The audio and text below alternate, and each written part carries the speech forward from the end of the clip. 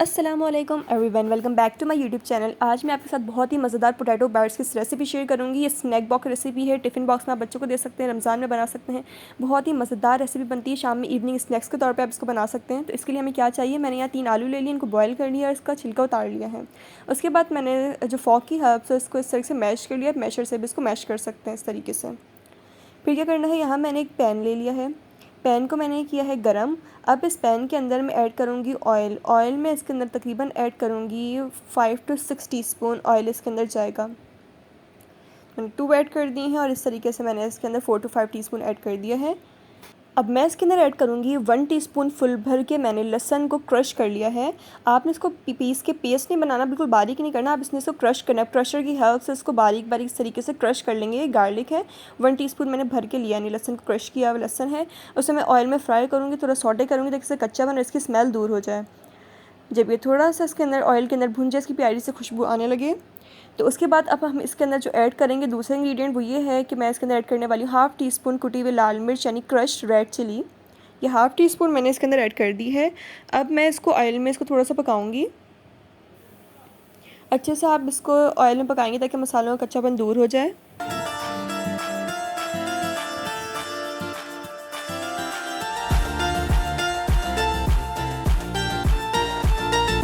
अब मैं इसके अंदर ऐड करूँगी 1/2 टीस्पून सॉल्ट, नमक मैं ऐड करूँगी 1/2 टीस्पून, अपने या आप अपने टेस्ट के हिसाब से भी कम या ज़्यादा कर सकते हैं। अब मैं इसके अंदर डाल दूँगी पानी ताकि हमारा जो मसाला है वो ज़्यादा जले ना। तो मैं इसके अंदर पानी ऐड कर रही हूँ पूरा 1 कप।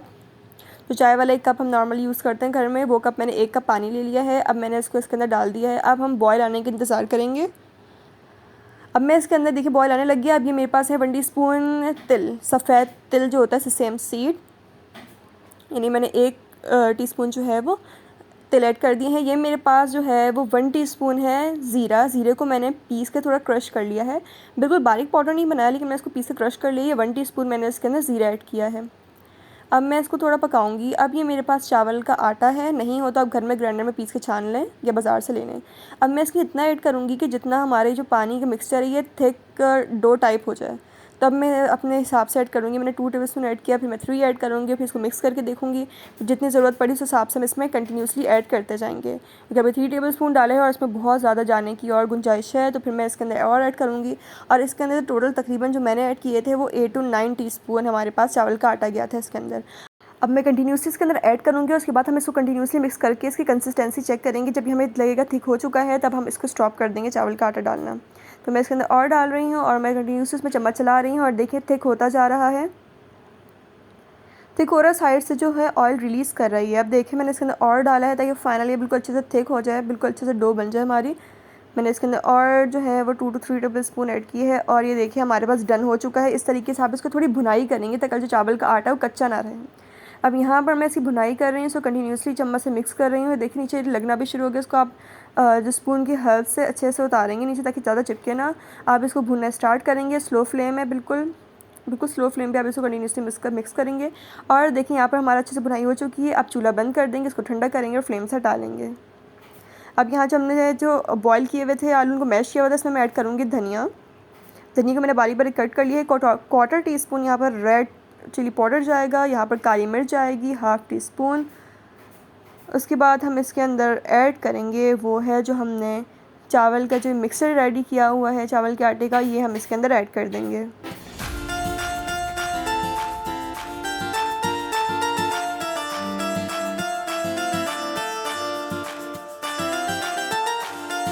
सारा मिक्सर मैंने इसके अंदर डाल दिया है। अब हमने इसको हाथों से अच्छे से मिक्स करना है ताकि सारे इंग्रेडिएंट्स आपस में अच्छे से मिक्स होकर बड़ी स्मूथ सी डो बन जाए।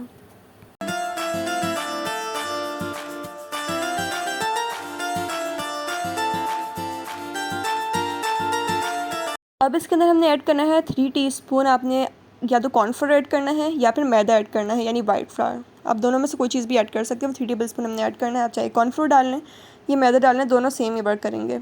और उसके बाद हमने दोबारा अगेन इसको अच्छे से मिक्स करके स्मूथ सी डो बना लेनी है।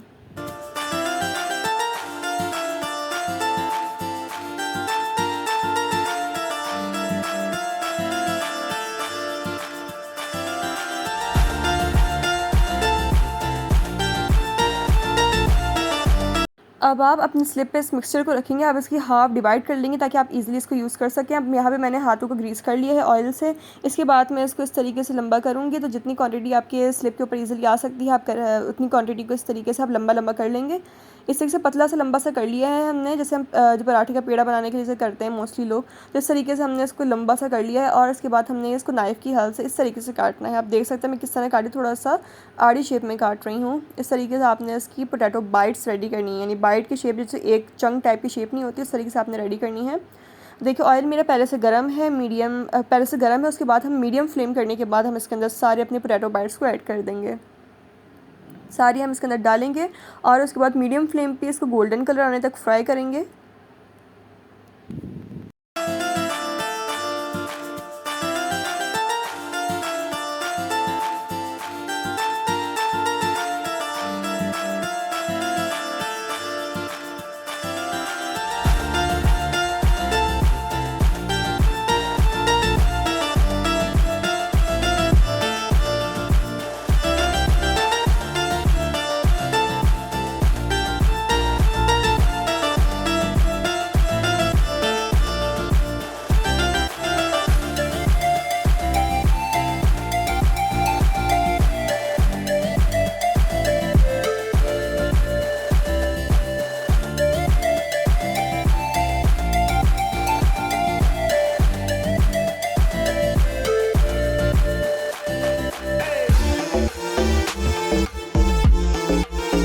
इस तरीके से हम बाकी भी इस ऑयल के अंदर डाल के फ्राई करते जाएंगे और इस तरह हम अपने सारे फ्राई कर लेंगे।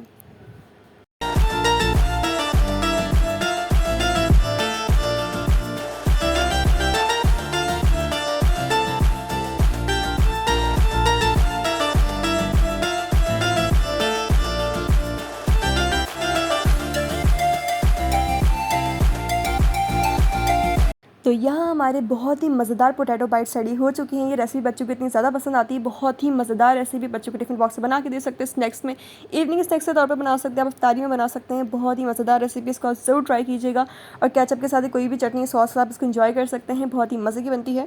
रेसिपी पसंद आई so don't forget to like, comment, share and subscribe to my channel.